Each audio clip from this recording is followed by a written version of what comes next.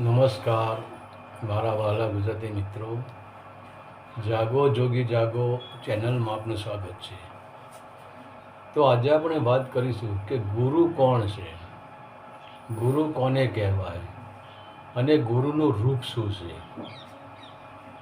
તો આપણી સ્થૂળ દૃષ્ટિ ગુરુને જોઈ શકતી નથી, કેમ કે આપણે પણ સ્થૂળ શરીરધારી છીએ અને આપણે જેને ગુરુ કહીએ છીએ તે પણ સ્થૂળ શરીરધારી છે.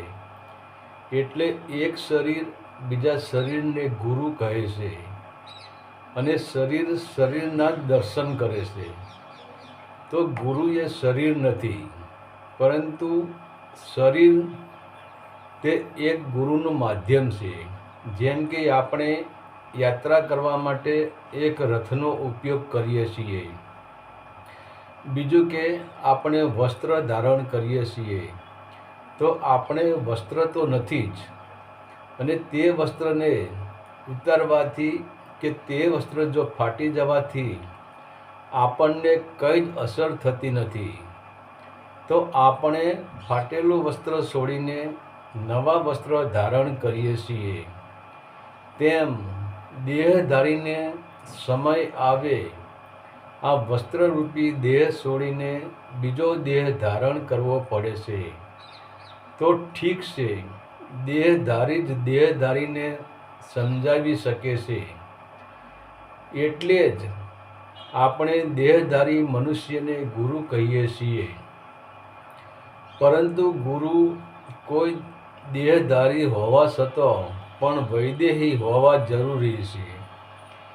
જેવી રીતે આપણે સૂકા નાળિયેરને જોઈએ છીએ, તો તે સૂકા નાળિયેરમાં પાણી હોતું નથી અને તેની કાસલી સાથે એટલે કે તેના શરીર સાથથી અલગ થઈ ગયેલું હોય છે. અને તે સૂકા નાળિયેરને જ્યારે તોડવામાં આવે છે ત્યારે તેના શરીરરૂપી કાસલી તૂટી જાય છે અને અંદરથી સલામત રીતે પૂરેપૂરો નાળિયેરનો ગોળો બહાર નીકળી જાય છે. અને જ્યારે તમે લીલા નાળિયેરને ફોડો છો ત્યારે કાછલી અને ગોળો બંને તૂટી જાય છે અને તેમાંથી પાણી પણ બહાર આવે છે. તો ગુરુ દેહધારી હોવા છતાં દેહધારી રહેતા નથી. એટલે કે ગુરુ કોઈ વ્યક્તિ રહેતા નથી, તે અનંત બ્રહ્માંડને મળીને એક મહાશક્તિ બની જાય છે, એક મહા ઉર્જા બની જાય છે. અને તે શક્તિ બ્રહ્મા વિષ્ણુ મહેશ અને સર્વ દેવી દેવતાથી પણ ઉપર ઉઠેલી હોય છે. અને એ જ ત્રિદેવ પણ ગુરુની જ પ્રાર્થના કરતા હોય છે. તો ગુરુ એ જ છે કે જેના તમામ પ્રકારના બંધન સંસારના કિનારેથી છૂટી ગયા હોય, જે પાંચ તત્વથી ઉપર રમી રહ્યા હોય, જેનું ગુરુત્વાકર્ષણ બળ પૂરેપૂરું છૂટી ગયેલું હોય છે.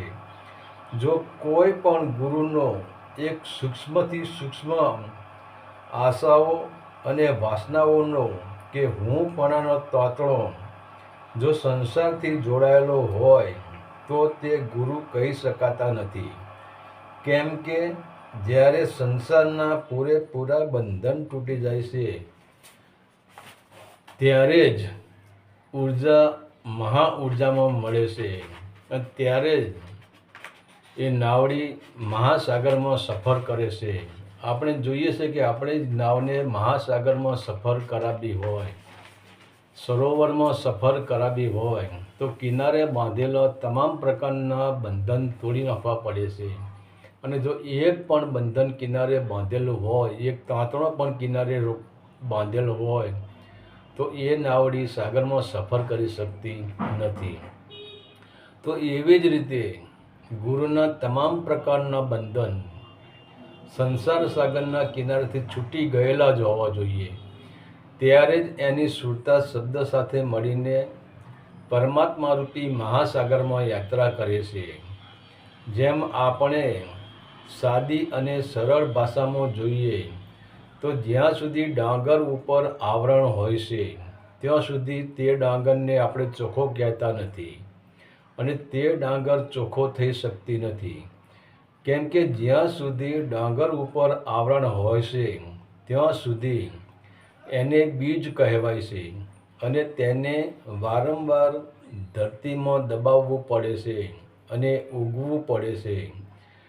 પરંતુ જે ડાંગર ઉપરથી પૂરેપૂરું આવરણ હટી ગયું તે ચોખ્ખો થઈ જાય છે, પછી તેના જન્મ મરણના ફેરા છૂટી જાય છે. તે સ્વયં અયોનિજ થઈ જાય છે, કેમ કે તેને જન્મ લેવો પડતો નથી, અને એ જ ચોખા ત્રીજા તલે લાગે છે. તો ગુરુ એ જ છે કે જે બીજ રૂપી મટીને અનંત બ્રહ્માંડમાં સમાઈ ગયા, અનંત બ્રહ્માંડ જેનું શરીર બની ગયું, અને પછી એ પોતે અચ્યુત થઈ ગયા, અજન્મ થઈ ગયા. જેમ આપણે જે સૂકા નાળિયેરની કાસલી અને લીલા નાળિયેરની કાસલીમાં જે ફરક છે, તો જ્યાં સુધી લીલા નાળિયેરની કાસલી છે એને સંસાર કહેવાય છે, એને ગુરુ કહેવાતા નથી. પણ જેનું સ્વરૂપ સૂકા નાળિયેર જેવું બની ગયું, શરીર હોવા છતાં શરીર ના રહ્યું. શરીરના જેમ આપણે જોઈએ કે સૂકા નાળિયેરમાં બિલકુલ પાણી હોતું નથી. તો પાણી એ આ સંસારની આશાઓ, વાસનાઓ, ઈચ્છાઓ, કામનાઓ, કામ, ક્રોધ, લોભ, મદ, મોહ, અહંકાર, વિષય, વાસના, રાગ, દ્વેષ, દ્વૈતભાવ, આ બધું જ આ સંસાર રૂપીનું પાણી છે. પણ જેમ નાળિયેરમાંથી પાણી પૂરેપૂરું ખત્મ થઈ જાય છે, એના પાણી રૂપી કોઈ વાસના નાળિયેરમાં રહેતી જ નથી. એમ જે પુરુષનામાંથી પૂરેપૂરી વાસના તૂટી ગઈ, એટલે સંસાર રૂપી સાગરના કિનારેથી તમામ પ્રકારના બંધન છૂટી ગયા, અને શરીર હોવા છતાં, દેહ હોવા છતાં જે વિધેય અવસ્થામાં જે જીવન જીવી રહ્યા છે એ જ ગુરુ છે. હરિ ઓમ તત્સત. આદેશના પ્રણામ.